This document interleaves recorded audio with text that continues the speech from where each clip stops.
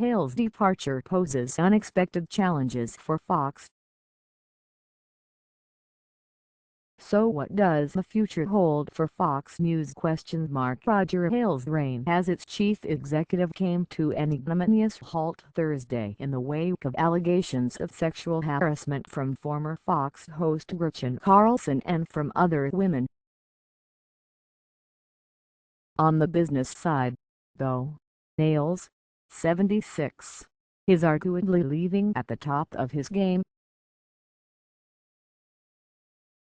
Ratings at Fox News, a subsidiary of 21st Century Fox, are higher than ever, fueled by its confident mix of coverage of the ascendance of Donald Trump and ceaseless bashing of President Obama.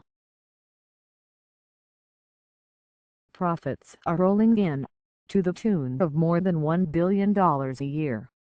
And Ailes' singular business model of monetizing news with a thin staff of reporters is as admired by competitors as it is reviled by critics. But his departure accelerates the day of reckoning that Fox News and its corporate parent have been pondering for years. To a great extent, Fox News is Roger Ailes, the CEO, the chairman, dear leader, the editor, the chief talking point issuer, and if you are to believe Carlson, the lead towel snapper in a metaphorically malodorous locker room.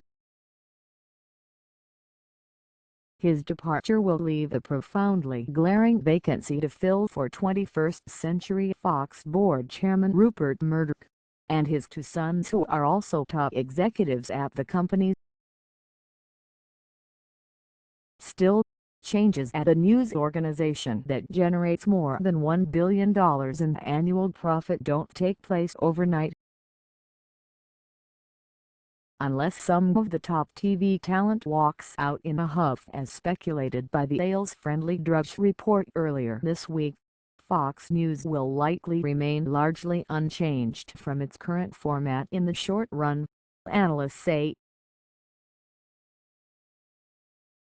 In a statement, Murdoch said Thursday he will assume, effective immediately, a role of chairman and acting CEO of Fox News Channel and Fox Business Network.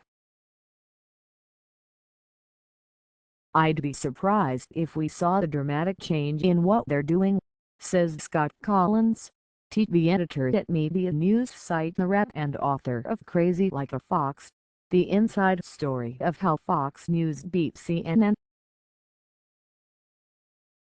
Even if Fox broadcaster Bill O'Reilly walked out, the impulse will be reshuffled to patch holes as best as they could. But questions about its long-term viability will linger long after Ailes fades from the headlines. Ailes' discerning eye for talent won't be available as replacements are recruited for aging stars. And his messaging guidance will be sorely missed as its editorial stance is recalibrated for the coverage of a new president, be it Trump or Hillary Clinton. Fox News' new leader will also have to contend with a broader set of fundamental challenges that have also stumped competitors: declining TV viewership and competition from online news sources for $80. It was facing challenges regardless of Ailes, says Bruce Bartlett, the former White House aide who's written extensively about Fox News. Its style has gotten old. The audience has gotten old. They're still generating a lot of profit, but not a lot of growth. Some internal candidates' names have quickly surfaced as a possible replacements: Bill Shine, Senior Executive Vice President of Programming; Jay Wallace, Executive Vice President of News and Editorial; and John Moody, Executive Vice President and Executive Editor. Shine, Wallace and Fox News CFO Mark Rance were mentioned in a statement released by Murdoch Thursday. Shine, who joined the network soon after it was funded by Ailes in 1996, would be an obvious choice, Collins says. He's been there for a while. He knows the troops. But the new leader may just be a short-term answer. It's such a chaotic situation, and the goal may be just to keep it going, Collins says. The next chapter could largely be dictated by the younger generation of Murdochs. The relationship between Ailes and Murdoch's sons, Lachlan Murdoch, co-executive chairman of 21st Century Fox, and James Murdoch, the company's CEO, is said to be strained. And they could see the vacancy as a way to address the network's internal culture, Bartlett says. There's a bit of the locker room attitude around Fox.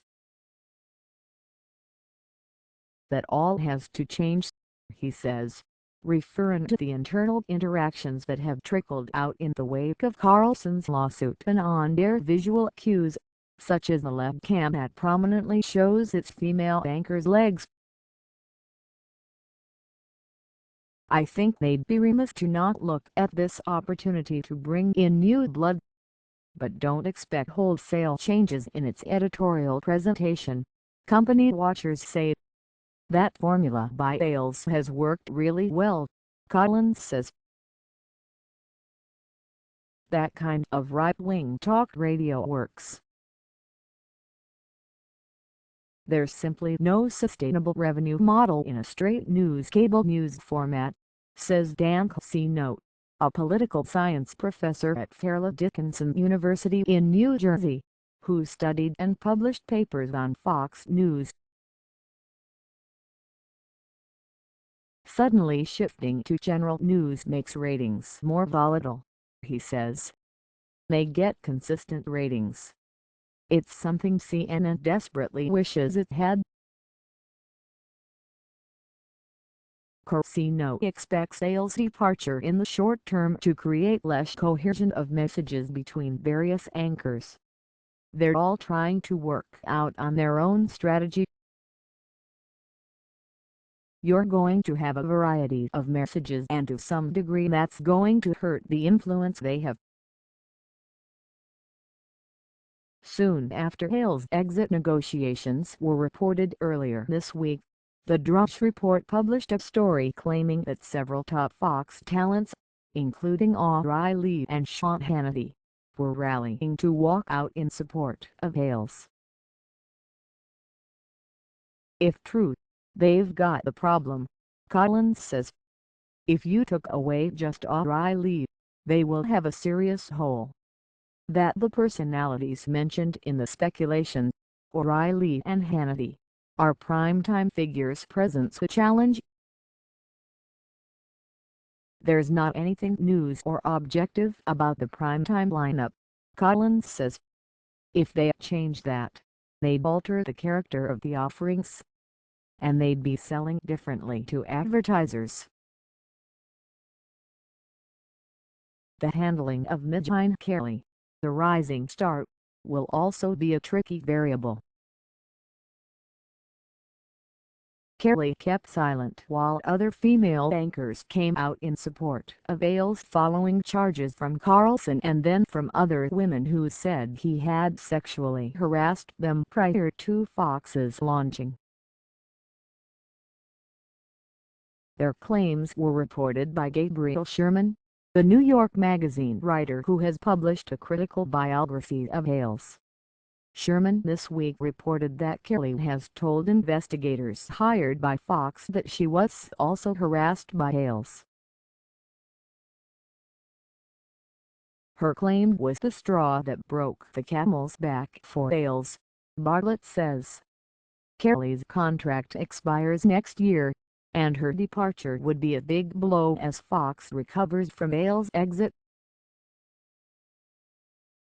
Kelly has ambitions for more prominent platforms, including possibly broadcast networks, Collins says.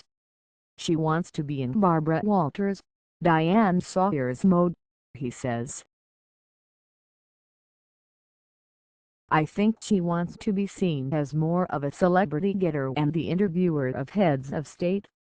The arrival of a new president could pose an intriguing opportunity or cause for deeper anxiety that the network, company watchers say. If Clinton is elected, it could energize the network in trumpeting opposition to her administration, similar to the way the network overhauled its messaging in 2009 after Obama took office. But what do you do about the fracture within the Republican Party that has been laid bare by Trump's run for president? Without Ailes there, it'll be more difficult for them to thread the needle properly, Carlson says. If Trump wins, it's almost more difficult. They have to fundamentally change the network. You're now the messenger of the president. What do you do there?